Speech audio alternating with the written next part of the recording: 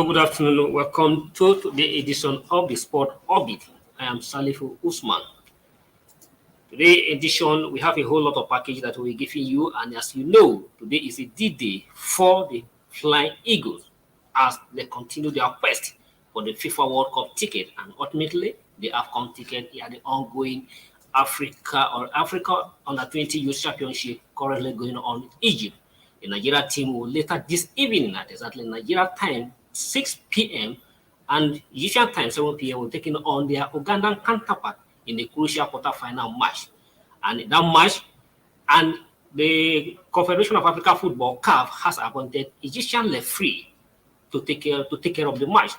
Mohamed Musa will be the center referee of the match, while Abdulaziz Habal and Yari Latif will serve as first and second assistant referee, while second assistant referee and Abdullahi Ahmed will serve as fourth officials, while Abdullahi Ahmed from Libya will serve as fourth officials, and Mumba from Gambia will be the match commissioners of the day. Looking at this match, it's a crucial match and a must-win for the other side of the team. And ahead of the match, as we discussed briefly yesterday, the Flying Eagle coach Ladan Bosu has ultimately assured Nigeria that he has all it takes to neutralize the Ugandan side to get to the quarterfinal. However, the Ugandans are not also lying low. The coach is talking tough, saying that they will be all out to shock the Flying Eagles in today's crucial quarterfinal match. Then, when all we can pray and wish for the Flying Eagles to ensure that pray for them that they ensure that they come out victorious. But however, the game is not going to be easy, as the Flying Eagles will definitely going to be without their inspirational captain Bambe, who is suspended for the match after having put two yellow cards in the previous matches, and he will be replaced by the Sweden-based defender who has been called up as a replacement. And the head coach has assured that the replacement has all it takes, and he has all it takes to fill the gap that will be avoided, the gap that will be led by Bamei.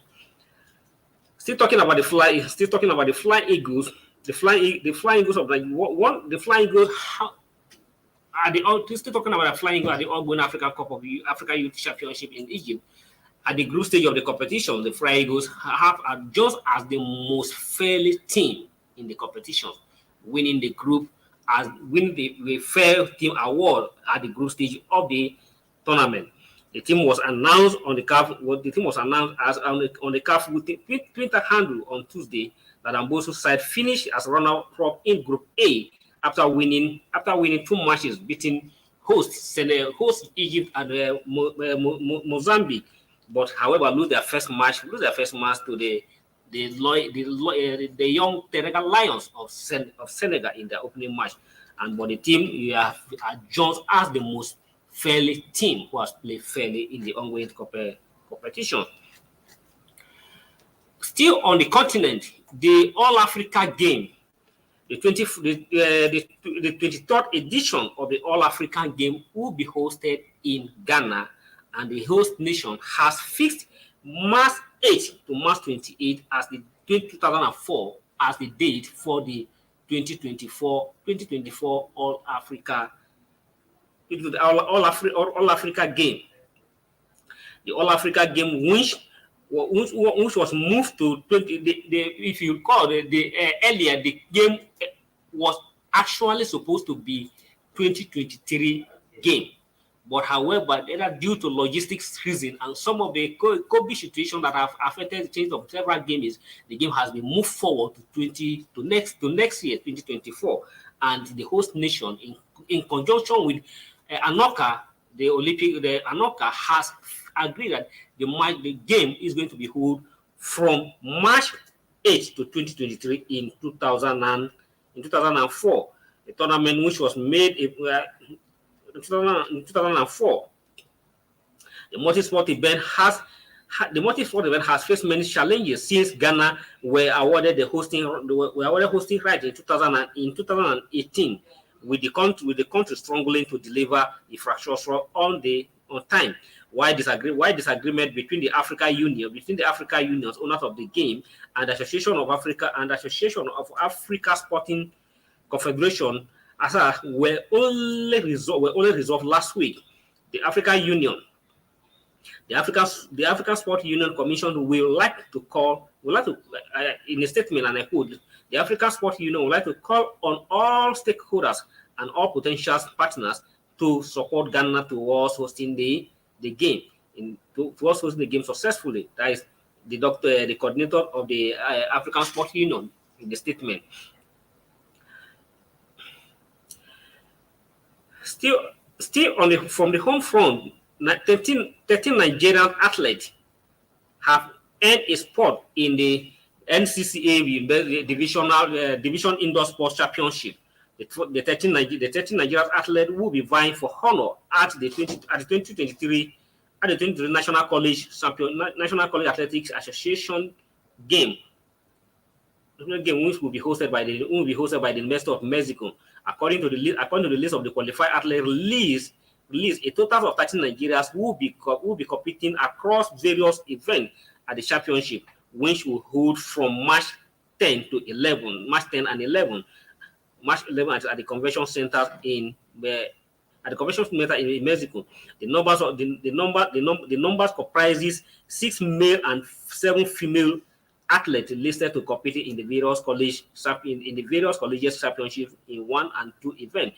The total of the numbers of the 3 men who compete, a total number of 3 men will be competing in the 60-meter with Favour, as she's being the third fastest entrance with 6.52.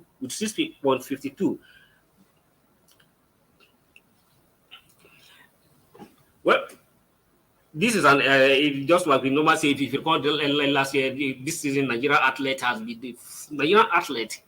Right from last year to this year, have been making an impressive impact in their various competitions, and now this is another opportunity. We'll be having several athletes making inward into the collegiate athletic championship in US, and now we're having an opportunity to have another 13 athletes of Nigerian who will be competing at the collegiate championship that will be hosted by Mexico. And the list of the athletes, as I told you earlier, have been released by the Nigerian Athletic Body, and which include Favour Ashi, who have the highest entry record. Another surprise entry is Rosemary Shukuma, one of the gold medalists at the Birmingham game.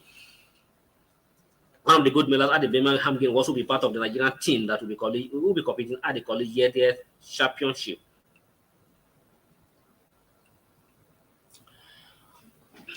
On the foreign scene, Manchester United yesterday cruised to the quarterfinal.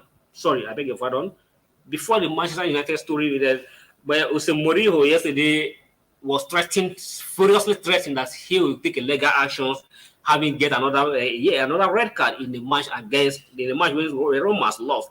Mourinho was furious after picking too much ban on the Wednesday following his outburst against the referee in the Roma 2-1 loss. The Portuguese boss saw a red card in halftime during the Tuesday offset defeat, and then he has threatened that he has accepted that he will take a legal action. According to him, he has said he is consulting his legal team to ensure that and to find out if there's need for him to approach to seek a redress on the 2-match suspension that has been handed to him. He explained that a ban is the side, the league body explained that the ban and the 10,000 euros fine was handed to Mourinho for having vehemently and provocatively manners contesting a referee decision.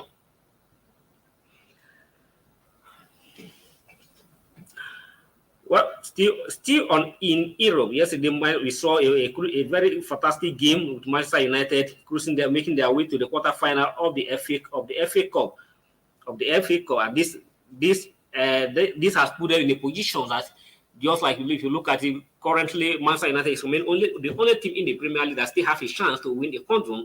They are still in competition in the Europa Cup, And now FA Cup, they are getting to the quarterfinal of the competition, and I still have a chance to win the Premier League. Currently, they are third on the log of the table of the Premier League, behind leaders Arsenal and Man City. But if you're looking at the game, who are so far in the Premier League, for instance, so every team has played in 5 games, which left with 13 matches to go, and with 13 matches to go, 30 matches to go, that's almost having a whole lot of points to be gathered from the 30 matches of the game. And with the point gap between these two sides, well, my producer is asking me that we'll go for a short break, but after the break, then we'll give you the story about.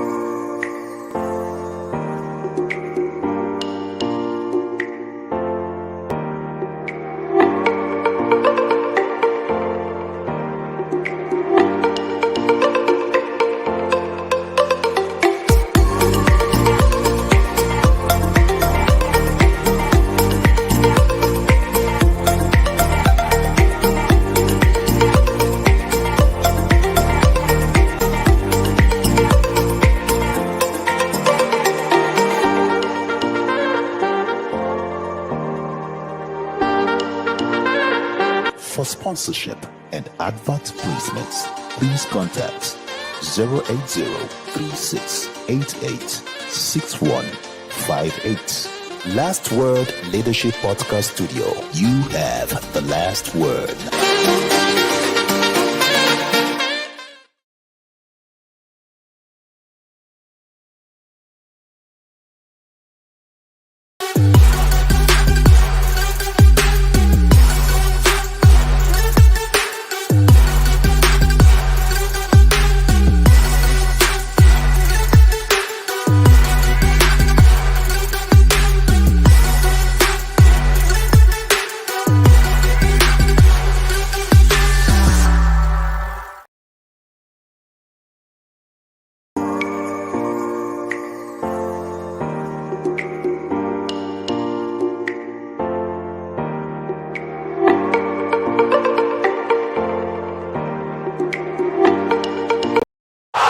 Sports Orbit.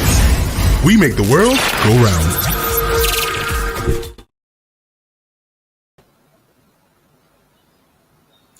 Welcome back from that short break. Like I was telling before we went to the break, and yesterday Manchester United close to the quarterfinal of the FA Cup after a too late goal.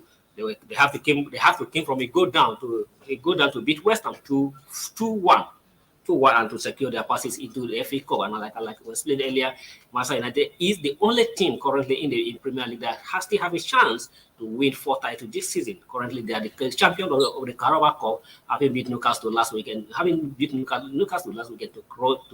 win the cup.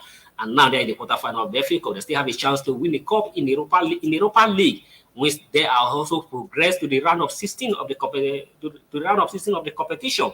And at the same time, the teams still have a chance to win the Premier League. They are currently on the third on the log of the Premier League, behind leader Arsenal and Manchester City. And if you look at the point gap between the teams, it's still really just saying that Manchester City still have a chance to win the league if the like of Arsenal and Man City, who are first and second on the log, slim. But you still have 13 matches to go in the season. Having every team has played 25 games, still have 13 matches to go in the season. And out of the 13 matches, that is almost accumulation of 39 points.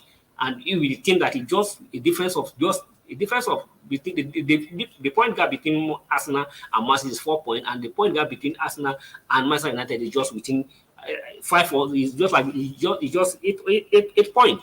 So Man U still have a chance. Okay, you can see the log on the table there. Thank you, my producer. And then with this point difference, it clearly shows that Man U, if Arsenal and Man City sleep, Man City have a chance to do, and that's why the Man City fans are claiming that they have a chance to go for the 4th title this season. Well, and apart from there was another Premier League matches that was also played yesterday. Arsenal have bounced back to the most impressive performance yesterday, beating Everton 4-0. If you recall, Arsenal have gone so many matches on a beating run after losing their first game of the season to Man U in the early of the season. Have not suffered any defeat to any government, but I heard went to Man City, Everton, suffered defeat, and since that Everton, they follow up match, they got their match, and they suffered another defeat to Manchester City.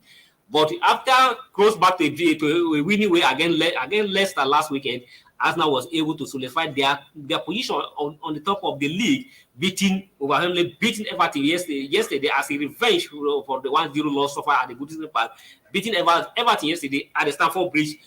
At the Emirates Stadium 4-0. That has taken them widened the gap between them and the second place Man City to 4 points. And then the result of other match. Then for this weekend, the result of another Premier League, we're going to give you fixtures of the Premier League fixture that will be on this weekend. Man City, the second place, Man City will host Newcastle, which is going to be a very crucial tie. Newcastle, having impressed so far this season, have suffered depression because losing the last two matches, and now drop down. The team that are always in the third position of the table now drop down to fifth position on the log. Now they are going to traveling to Man City Stadium to take on the Man City this weekend, and at the lunchtime 1 p.m. 1:30 to take on Man City. And Arsenal, who bounced back to record an impressive win on yesterday, will be taking on Bournemouth to at the Emirates Stadium. Aston Villa will welcome Crystal Palace, while Brighton will host West Ham. Chelsea, who are still struggling after spending a whopping 300 million pounds in just January transfer, still yet to record another victory with most pressures on the coach Graham Potter. He will now have a chance to prove himself and probably ease some pressure off if they when they take on Leeds United at the Stamford Bridge this weekend. But another defeat will definitely not going to be over well for Graham Potter and his coaching crew. Wolves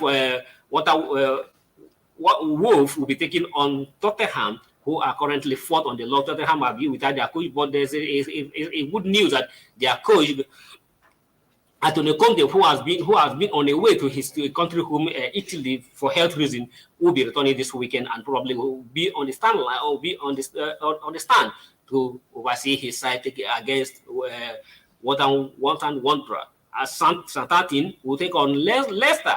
Southampton will take on Leicester. That's going to be an interesting match for the Nigerian fans. Most importantly, that this match we're going to see a parade of several Nigerians on action. The like of Iheanacho, Wilfred Odidi are on for the Leicester side, while Southampton has the like of Paul Anasho and Paul Anasho and Joe Arisen and Joe Aribo and others.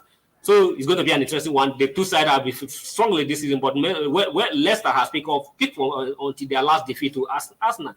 And in the FA Cup matches players, the Southampton also lost another game again in the FA Cup.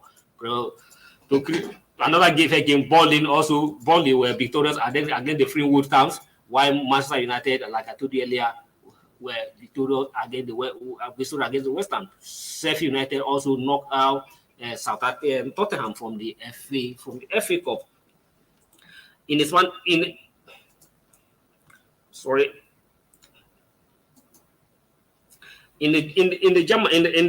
Bundesliga, in the Spanish La Liga, this week today there's going to be another interesting side for the fans of the La Liga as a Clásico between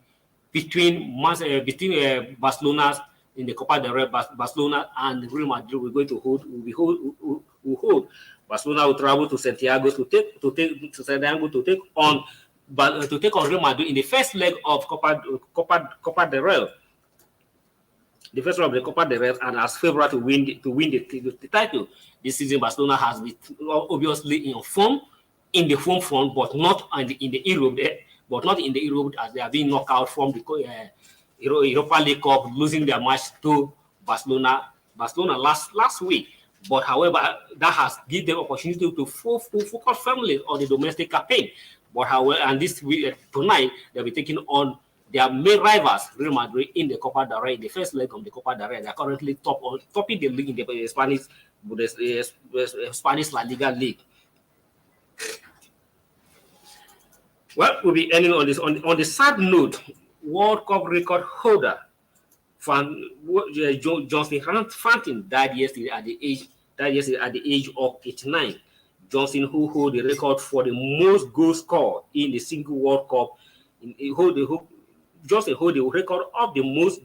Just hold the most record of the most goals scored in a single World Cup, scoring the 13 goal in a single World Cup. That is in 1958 World Cup. No single player on the planet has scored 13 goals in a single World Cup.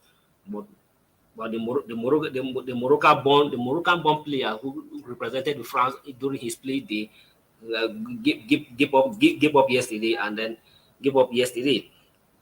So rest in peace. That is the most we can give you on the today's edition of the sport of it. Until come your way again for another interesting edition of the sport. I remain yours sincerely, Salif Usman.